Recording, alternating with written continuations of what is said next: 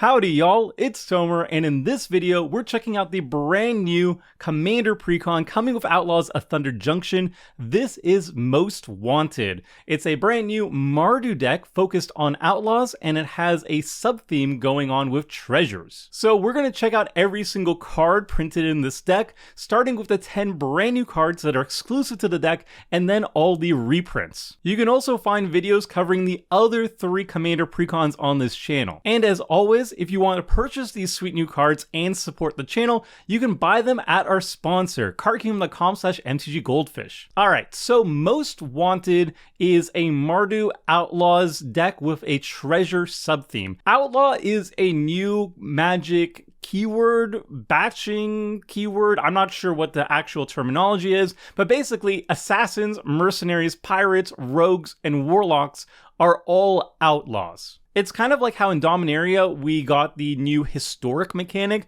which is just sagas, artifacts, and legendary spells, I believe. So this deck is a mishmash of assassins, mercenaries, pirates, rogues, and warlocks, all of them being outlaws, and it has a treasure sub-theme going on. And all of this is exemplified by our face commander, of course. This is Olivia, Opulent Outlaw. This is a 4-mana Mardu 3/3 legendary creature vampire assassin. It has flying, lifelink, and whenever one or more outlaws you control deal combat damage to a player, create a treasure token. And you can pay 3 mana, sacrifice 2 treasures, put 2+1/+1 counters on each creature you control, activate only as a sorcery. So Olivia does 2 things for the deck. First, it generates mana advantage for you.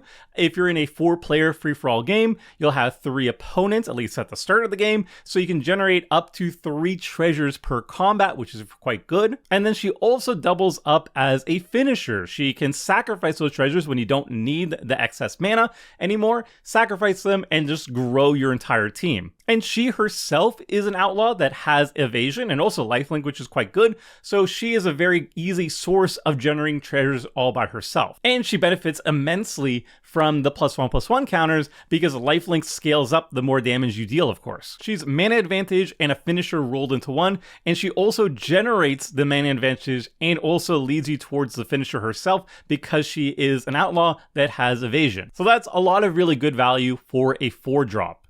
Now, the second new commander that's in the deck that's not the face commander, it's in the 99 by default, is Vihan Goldwaker. This is a 3-mana Mardu 3/3 legendary creature dwarf warlock. It says other outlaws you control have vigilance and haste, and at the beginning of combat on your turn, you may have treasures you control become 3/3 construct assassin artifact creatures in addition to their other types until end of turn. So Vihan is immediately more interesting to me because you're turning all your treasures into construct assassins, and that's just very cool to me. It also gives a really strong buff to all your outlaws. Vigilance and haste is a very nice combination, and that's a lot of value for a 3-drop. Now, Vihan is notably just a payoff, not an enabler. He doesn't make treasures that he can then buff up with his ability. You have to have treasures already on the battlefield to get value out of it, and he also doesn't give himself vigilance and haste either. It only helps other outlaws you control, so he doesn't do anything by himself. He's just very effective as a payoff, but he doesn't do anything to enable, and that's the key difference between him and Olivia. But his payoff is arguably much higher, and he is cheaper to cast, so that's the balancing act. Now, Vihan is interesting as the face commander of an outlaw deck, but I think he's 10 times better in just a straight up committed treasure deck, which is kind of what the stock list is doing, but the stock list is more focused on treasures as a sub-theme and outlaws as the main theme, whereas I think Vihan is going to be a lot stronger with treasures as the main theme and outlaws being a sub-theme. So just kind of reversing the 2 themes here. Cards that are not outlaws, like Professional Facebreaker and obviously Dockside Extortionist, are going to be significantly stronger with Vihan as the face commander rather than Olivia. And I swear, I'm only going to be mentioning Dockside Extortionist a single time just here, never again in the video, otherwise I'd be mentioning it all the time and that's very boring. There are cards that are outlaws that work very well Vihan though, like Grim Hireling, which is a rogue itself and it generates a bunch of treasure tokens and then utilizes treasure tokens as removal too. So Vihan, not as strong as a commander for the stock list, but much more powerful if you build around it as a treasure deck.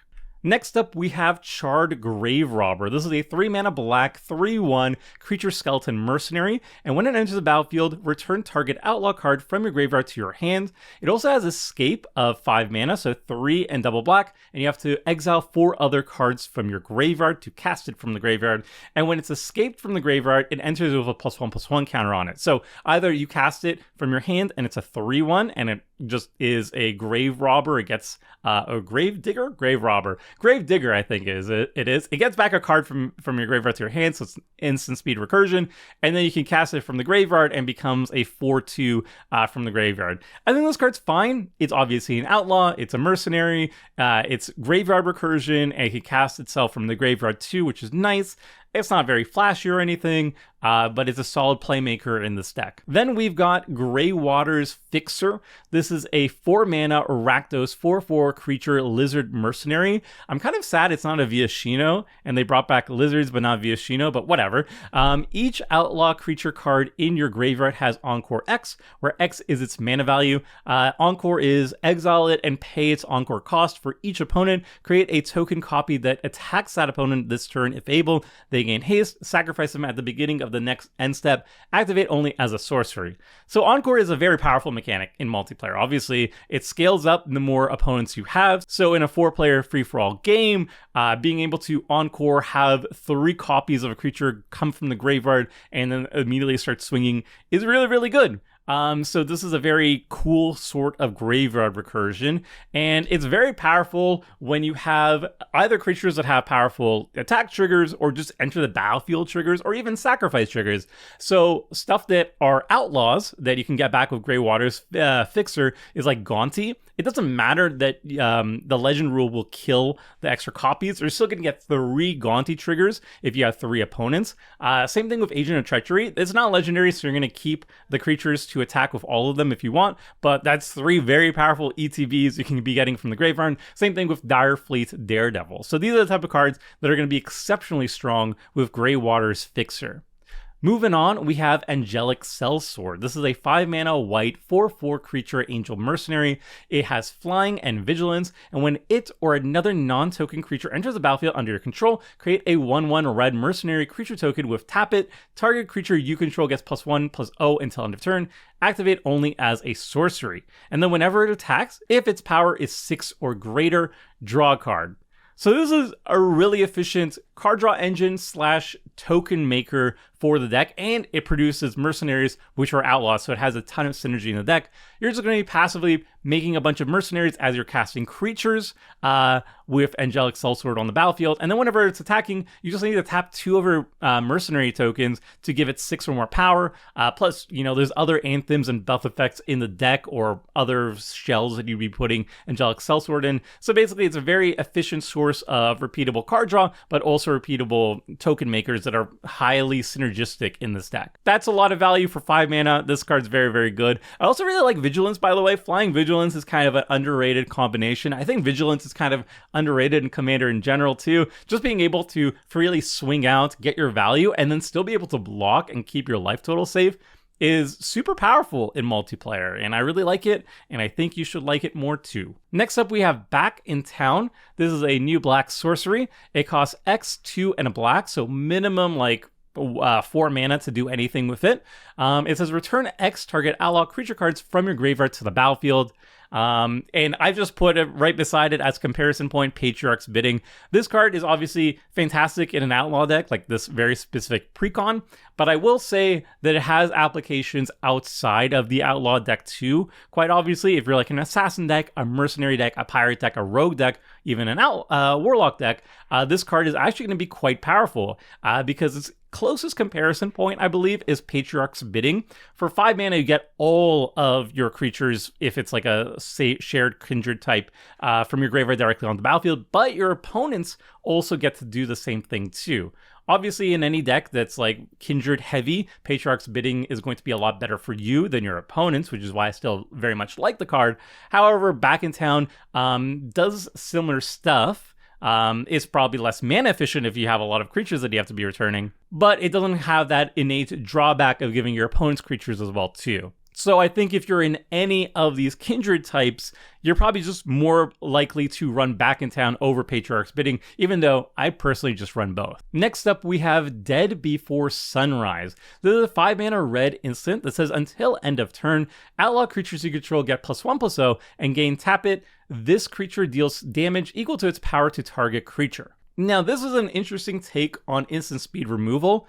I'm not quite sure how much I like it though. I think this card is quite powerful with the outlaw creatures that are too small or lack evasion in terms of attacking. Like the outlaw tokens that you're making, and then turning those into creatures. They're generally just 1/1s, but giving them all +1/+0, essentially 2 power, and then letting them tap to deal 2 damage to a creature, and having a bunch of them on the battlefield and be able to remove multiple things on a single turn is quite sweet.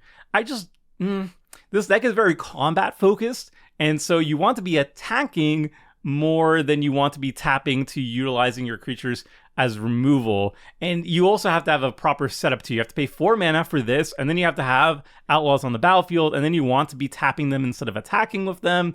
It's a little bit awkward. It would be a lot stronger if either you focus very heavily on outlaw tokens, which just don't attack very efficiently, or you add a lot of ways of having vigilance in the deck. Then you can attack, go into combat, attack, and then still tap these creatures afterwards to also double up as removal. So I think vigilance is the key to make Dead Before Sunrise much, much better. It's sweet, but I'm not quite sure how sweet it is in reality.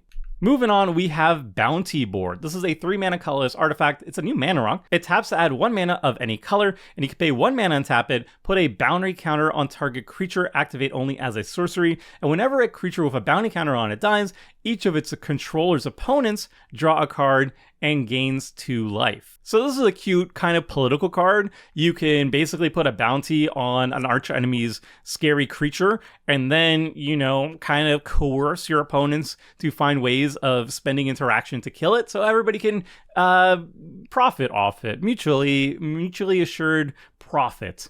It's also really cute, like way stronger in 2 particular decks, 2 commanders that care about bounty counters, Mathis Fiend Seeker and Cheville Bane of Monsters. Both of them have a very similar shtick. They put bounty counters on opponents' creatures, and then they get a lot of value once those creatures die. And Bounty Board is just a new staple for both of those because it just gives you more bounty counters to work with and doubles up on the same thing that those decks are trying to do.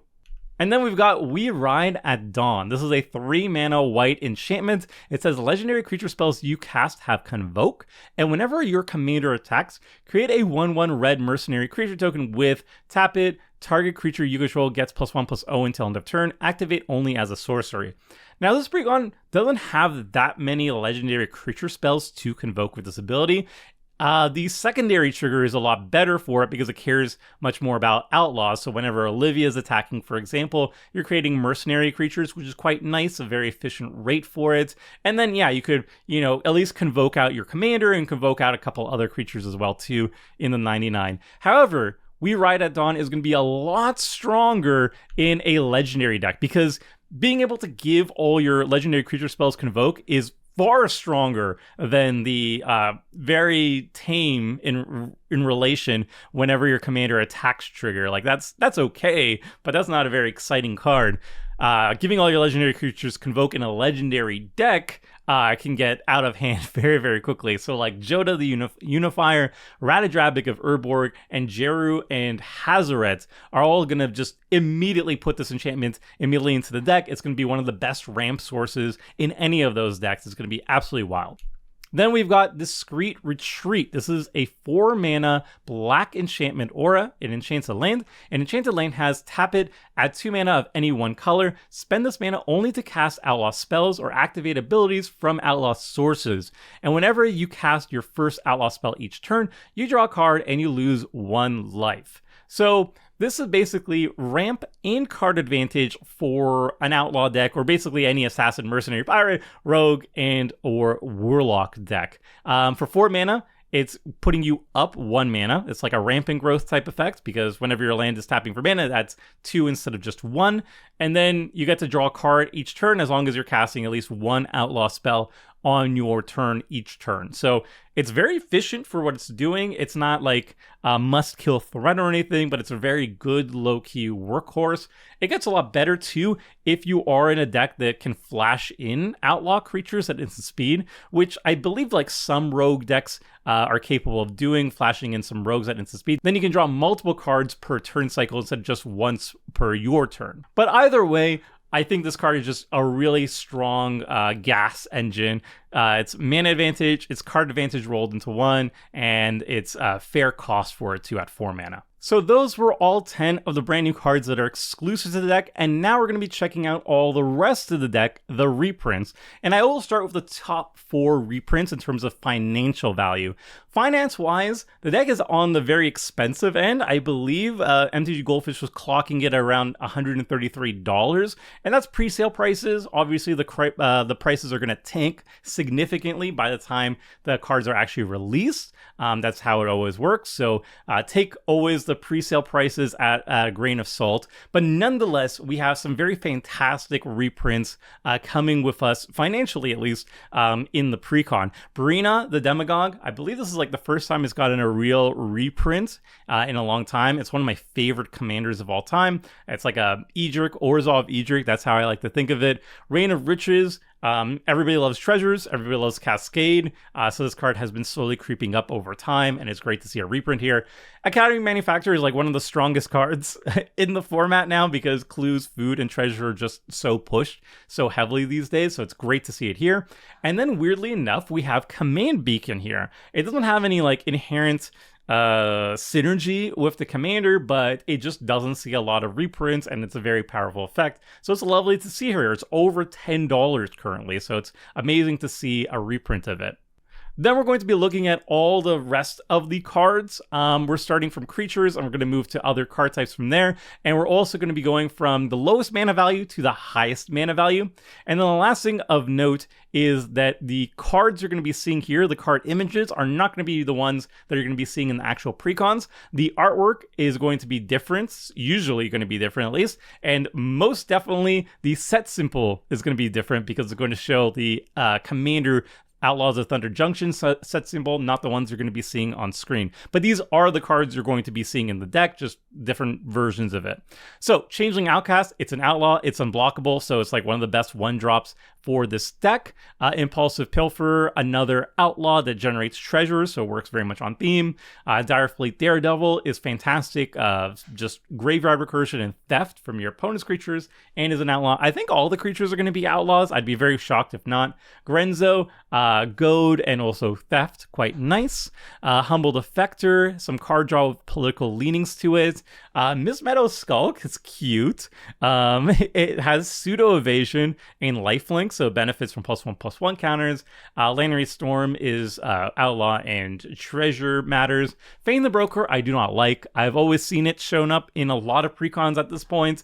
It's just very slow, it's very turdly. It feels like Trading Post, but like a decade too late for it. Then we've got Loreen the Diversion, another great way of utilizing treasures to turn that into gold. Mary the Killing Quill is actually really cool to see here. It's really cool graveyard hate, and it's one of the few support pieces for assassins and mercenaries, so that's really cool to see. Mirror Entity is a great finisher and turns all your creatures into outlaws. Yeehaw. Morbid Opportunist, outlaw that draws you cards. Nighthawk Scavenger, evasion, outlaw. Vanewitch Coven is, I think, overly cute in this deck. Aetherborn Marauder is another outlaw that flies and has lifelink, so that's nice for the Coven. Captivating Crew is Threaten and an outlaw. Camber the Plunderer, the other side of Loreen, works very well. It generates blood tokens. Some more artifact tokens to play with.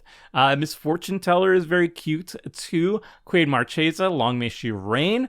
She gives you the monarchy, some political leanings to it. She makes assassins, which are outlaws too. Rankle, an outlaw that has a lot of utility in the air. Direfleet Ravager, when you want to have a quicker game, you just drop this on the battlefield basically. We got another Warlock, and this one also cares about life gain. Marshland Bloodcaster. cool, I guess. Massacre Girl is an outlaw that is a board wipe. Ogre Slumlord, an outlaw that generates a lot of really sweet blockers for you. Tenured Incaster, not good, but I think they just really were trying hard to get warlocks in here. I don't know why, but nobody forced them to, but I guess they felt like because they're outlaws, technically they have to show up a bunch of times, which is more very, very good in a life gain deck, more inconsistent here, let's say, in this deck. And then Angras Marauders is the final creature. It's a pirate, it doubles damage. It's very expensive, but it is a good top end. Then we've got Requisition Raid. It's a very good new spree card. Boros Charm, really great protection. Some card draw and treasure generation with Deadly Distribute. Feed the Swarm, I don't think is worth doing in Mardu. Like, we have way better removal, but okay, go off, I guess. Heliod's Intervention is quite good. Shoot the Sheriff, not very good, but flavorful. Council's Judgment, very good. Painful Truce, very good. Card draw, sees a Spotlight, Treasures, and Theft, and card draw, just a very good card, actually. Mass Mutiny is a mini insurrection. That's nice. Curtain's Call is good. Hex is not very good, but it's cool, I guess. Then we get the artifacts, Soul Ring, obviously, Arcane Signet, obviously, Idol of Oblivion, just nice card draw, Lightning Greaves, nice haste and protection, Orzhov Signet, Rakdos Signet, Trailblazer's Boots for evasion, Bandit's Haul is nice and flavorful, Glittering Stockpile, also nice and flavorful, Shiny Impetus, flavorful Goad, Life Insurance, flavorful Ramp. And then the lands. The lands are a big highlight of the deck. There is a lot of mech cards that are non-lands, but the lands, at least for this entire set, honestly, have been really knocking it out of the park. The things that I'm looking forward to the most for a land base and a precon are basically lands that mana fix for you and enter the battlefield untapped. So Battlefield Forge, excellent. Blackcleave Cliffs, it's pretty good. Bajuka Bog, nice. Darkwater Catacombs, fantastic. The Aqueducts are right here. Bonder's Enclave is all right here. Canyon Slow, at least it has two basic land types, so you can fetch it up and stuff. Caves of Coilus, absolutely love. Clifftop Retreat, love. Command Tower, love. Demolition Field, I'm very happy to see a reprint here. It's been creeping up in price, and I really want to put it in Budget Brews. Highly underrated commander card. It's way better than the Strip Mine, in my opinion. And most decks should be running it, honestly, considering how many powerful lanes there are these days. Desolate Mire, absolutely love it. Dragon Skull Summit, love it. Exotic Orchard, same thing. Fetid Heath, Isolated Chapel, Nomad Outpost comes into play tapped, same with Path of Ancestry, but they tap for all three colors, so more than happy to see them here. Then we got Rogue's Passage, it's all right. Rugged Prairie is very good. Shadowblood Ridge, very good. Smoldering Marsh, very good. I'm very impressed. Look how many untapped mana-fixing lands there are. It's great. Sulphurous Springs, I love to see it. Sunhome, oldie, but I'm a boomer, so I still love this card. It's probably not worth running anymore, though.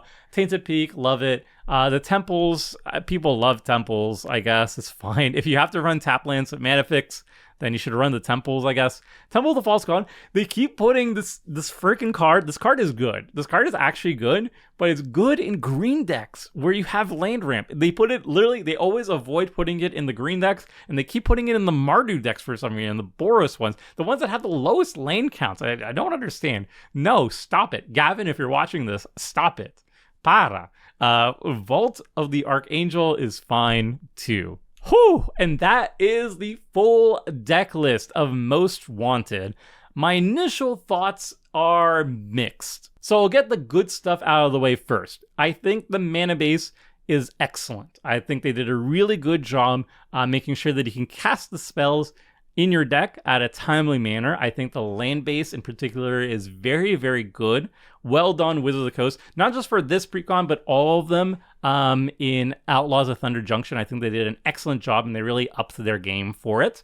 The downside of this deck is I feel like there's a lot of weak cards in this deck, and I also feel like Outlaws as a concept is bad because you're taking a bunch of creature types that have no inherent synergy in between them, and then you're trying to just kind of jam them all together in like a Treasures Matter sub-theme going on, and I just don't think it really works. It's not a very compelling way of utilizing all these creature types, putting them together, and it's the same thing I have against actually the party mechanic too. You're taking like wizards and rogues and clerics or whatever, and you're trying to mash them together and say that, oh, they're parties and then parties matter. But inherently, all of these creature types do not synergize with each other. And when you're trying to mesh them together and having some convoluted reason to have them mesh together, I feel like it kind of just falls flat on its face. Like sometimes it works if you have particular cards that are worth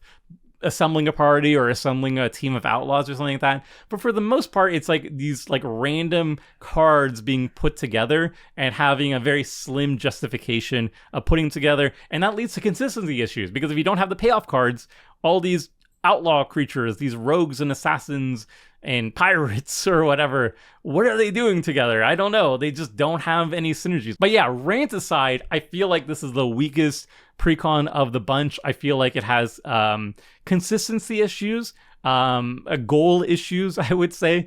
But I will say that treasures smooth things over, and the mana base is exceptionally good. So that's my initial thoughts. All right, so now I covered all 4 of the brand new precons, just looking at the new cards and giving you my initial thoughts on them. And soon, early next week, I'm going to be coming out with 2 more videos. One, ranking every single commander in Outlaws of Thunder Junction, the main set, and also all the new commander cards from the commander precons. And then I'm also going to be ranking all of the precons. I'm going to give them a ranking from like A to D, and I'm also going to give them an upgrade guide, 10 quick upgrades for every single precon. So if you want an in-depth analysis of all the precons, and you want to see how they stack up against each other, spoiler alert, I think Most Wanted is going to be at the bottom. But if you want to see that, check out the channel, like and subscribe, come back in a couple days, and that's when they'll be out. All right, peace out for now. Until next time, friends. See ya!